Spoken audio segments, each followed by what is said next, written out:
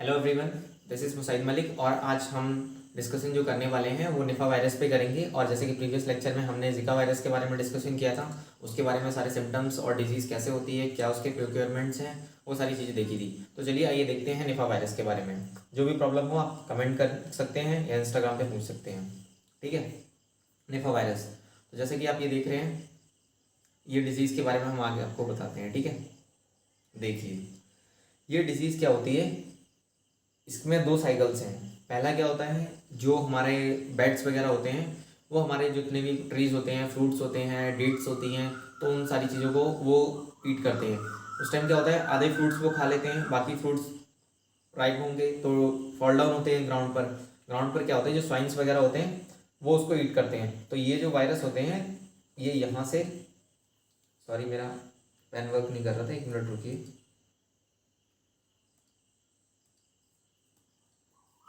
इसको थोड़ा सा वेट कीजिए, एक मिनट। साइज बढ़ा लेते, थिकनेस अब ठीक है।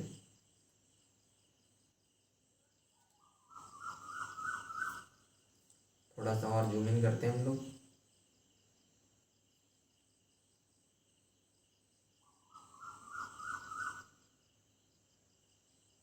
ठीक है, अब साइज ठीक है। तो ये क्या बेसिकली होता है, ये जो हमारे ये फ्रूट्स थे, जैसे कि ये हमारा फ्रूट्स था, इसको बैट ने खाया।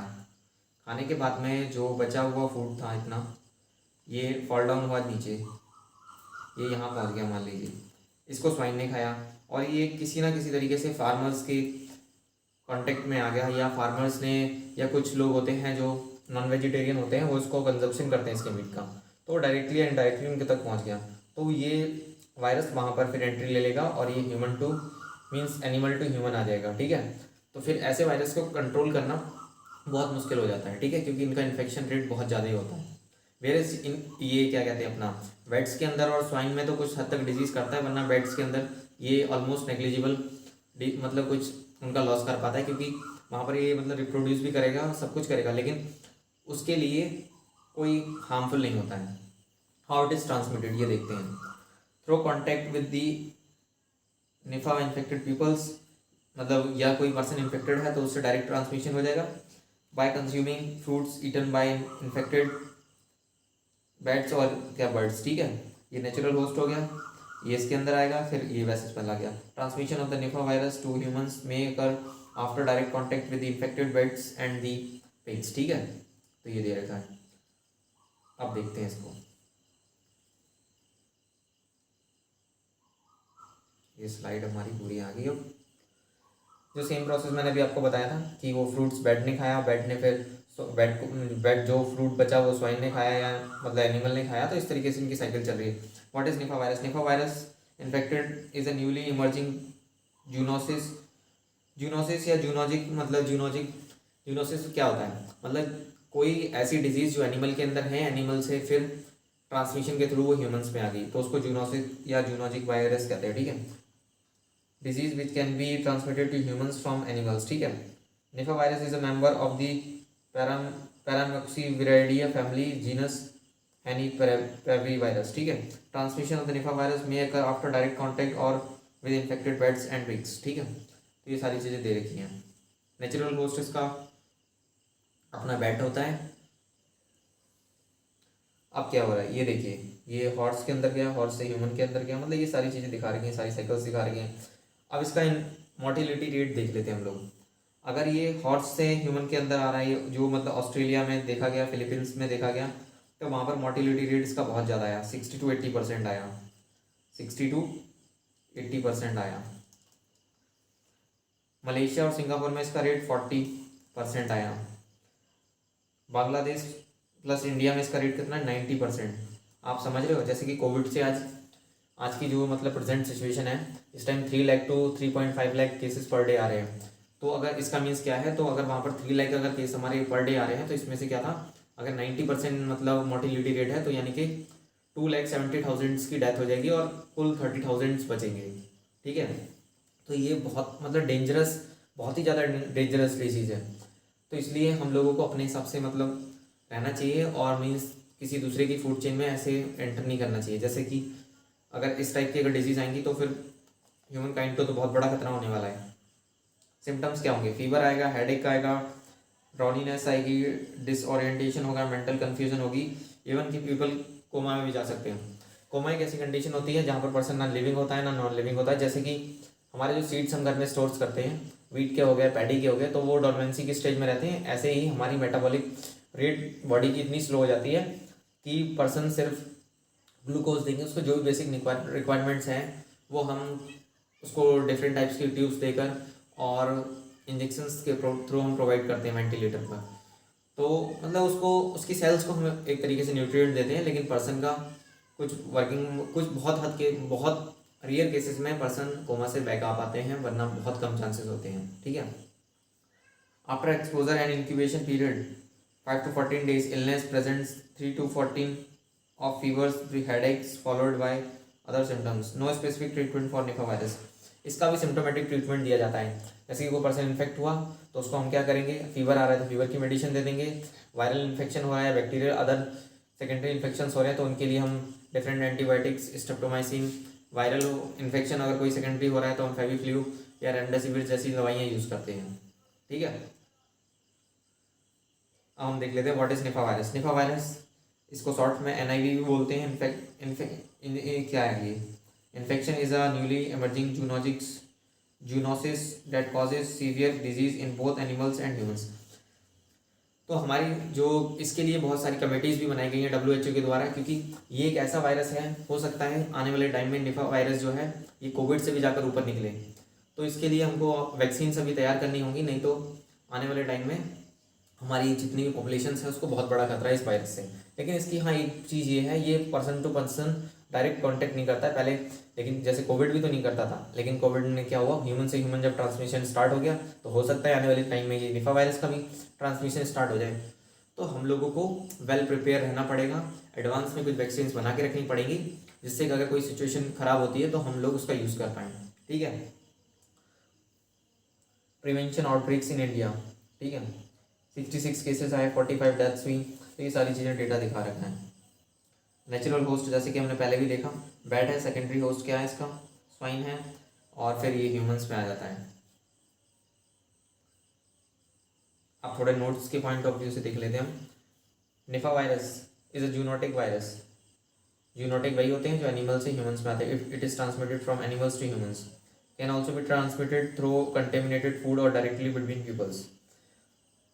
थोड़ा सा मैं साइड हो जाता हूँ, आप लोग लिख लीजिए। ये कंटेमिनेटेड फूड से भी आ सकता है, डायरेक्टली पीपल टू पीपल भी ट्रांसमिशन इसका हो जाता है। In infected peoples it causes range of illness from asymptomatic sub clinical infection to acute respiratory illness and fatal encephalitis. Encephalitis क्या होता है? हमारे ब्रेन का जब साइज डिक्रीज होने लगता है, न्यूरॉन्स की बहुत लार्ज स्केल में डेथ होती है, वाइट मैटर, ब्लैक जो ग्रे मैटर होता है वो पूरे तरीके से डिस्ट्रक्ट होने लगता है, तो उसको इंसेफेलाइटिस बोलते हैं। The virus can also cause severe disease in animals such as pigs, resulting in significant economic losses for farmers. ठीक है। तो ये जो स्वाइन्स होते हैं उनके अंदर भी सिग्निफिकेंट उनका लॉस कर सकता है। जैसे जो फार्मर्स इसकी प्रोडक्शन कर रहे हैं, जैसे कि उनका मतलब बेसिक रिक्वायरमेंट्स ही वही है, मतलब उनका जितना भी मीन्स कह सकते हैं बिजनेस जो है वो उस पर डिपेंड है, तो उस सब केसेस में उनका भी बड़ा बहुत हद तक लॉस होता है। ठीक है। Hope you understood everything. Infected people initially develop symptoms including fever, headaches, myalgia, vomiting और सोर थ्रोट्स। तो ये सारे वो कंडीशंस हैं जो आप जानते हैं, जैसे वोमिटिंग, उल्टी आना हो गया, सोर थ्रोट मीन्स गले में एसिड्स का आना हो गया, हमारे स्टमक से अपर साइड में आने लगे, क्योंकि हमारे स्पिंस्टर जो ईसोफेगस है वो सही से वर्क नहीं कर पाता है। ठीक है। तो स्टमक के फंडस रीजन से वो अपर साइड में आने लगते हैं। तो और हमारा कॉन्शियसनेस हो गया, ड्राउनीनेस हो गया, डिजीनेस हो गया, आप लोगों को चक्कर आने लगेंगे, दिखना बंद होने लगे, ये सारे सिम्टम्स हो गए इसके। सब पीपल्स और can also experience atypical pneumonia. कुछ लोगों को निमोनिया हो जाएगा। सीवियर रेस्पिरेटरी प्रॉब्लम्स हो जाएंगी, रेस्पिरेशन में प्रॉब्लम आएगी, इंक्लूड एक्यूट रेस्पिरेटरी डिस्ट्रेस। कभी कभी मीन्स बहुत ज़्यादा आपको मतलब सडन क्या होगा, ऑक्सीजन जो आप ले रहे हैं, इनहेलेशन कर रहे हैं, उसमें बहुत ज़्यादा प्रॉब्लम आने वाली है। Encephalitis and seizures occurs in severe cases progressing to coma within 20 to 48 hours। अगर इसका कोई ट्रीटमेंट बहुत जल्दी नहीं किया गया तो कोमा में पर्सन बड़े आसान से पहुंच जाता है। और कोमा में जो पर्सन पहुंच गया तो उसको रिकवरी करना बहुत काफ़ी हद तक मतलब मुश्किल हो जाता है। जैसे कि मान लीजिए उसका मोर्टिलिटी रेट जैसे कोमा का क्या होता है, अप्रोक्स 90 to 95% होता है। आपको ये नोट्स भी लेने होंगे तो चलिए आप देख लीजिए, मैं साइड में हट जाता हूँ।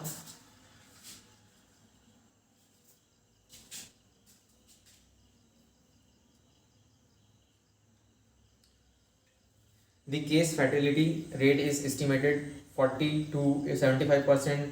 The rate can vary to outbreak depending on local capabilities to epidemiological surveillance and clinical management.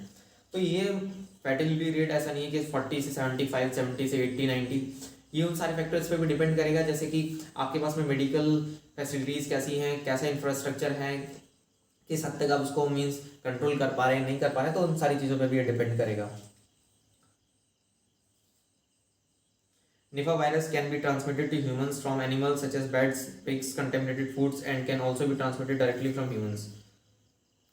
Fruit bats of the Pteridopodidae family are the natural host of Nipah virus. There is no treatment or vaccine available for either peoples or animals. ना animals की ना peoples की किसी के लिए vaccine नहीं है humans के लिए। The primary treatment for the human is supportive care, जैसे मैंने बताया था सिम्टोमेटिक ट्रीटमेंट होता है। The 2018 annual review of WHO RD blueprint list of priority disease indicates that there is an urgent need for accelerated research and development for the Nipah virus. अब देखिए WHO ने भी कह दिया कि बहुत अर्जेंट नीड है। 2018 में इसके लिए कमेटी का भी गठन हुआ कि इसके लिए कुछ वैक्सीन आप तैयार कीजिए, इस वायरस पे थोड़ी स्टडी कीजिए, इसके DNA सिक्वेंसिंग कीजिए जिससे कि हमको पता चल पाए, इसकी DNA फिंगरप्रिंटिंग कीजिए। मतलब इसके बारे में बहुत सारी डिटेल्स हमारे पास होना ज़रूरी है, नहीं तो अगर इसका कभी भी आउटब्रेक हुआ तो इसमें तो बचाना बहुत मुश्किल हो जाएगा। During the first recognized outbreak in Malaysia, which also affected Singapore, most humans infection resulted from direct contact with sick pigs or their contaminated tissues.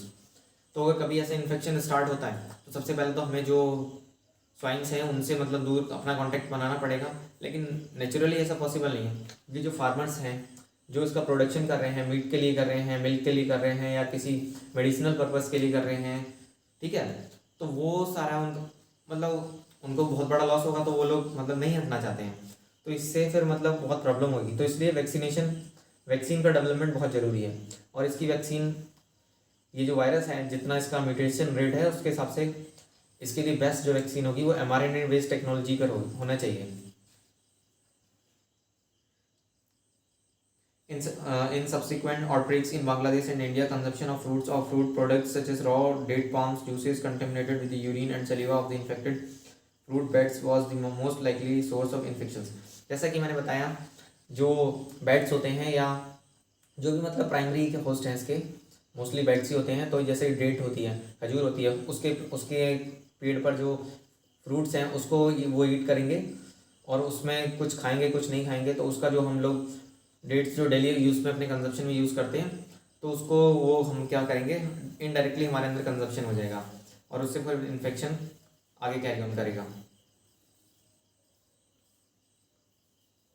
Thank you everyone, क्योंकि आप लोग जितना लव एंड सपोर्ट शो कर रहे हैं इस channel के लिए वो काफ़ी हद तक इनिशियली बहुत ज़्यादा है, तो ऐसे ही आप करते रहिए और जिससे कि हम नए नए लेक्चर्स और जितना भी स्टडी मटेरियल है, जितना आपको बेस्ट कंटेंट हम दे सकते हैं उसको पूरी देने की कोशिश करेंगे।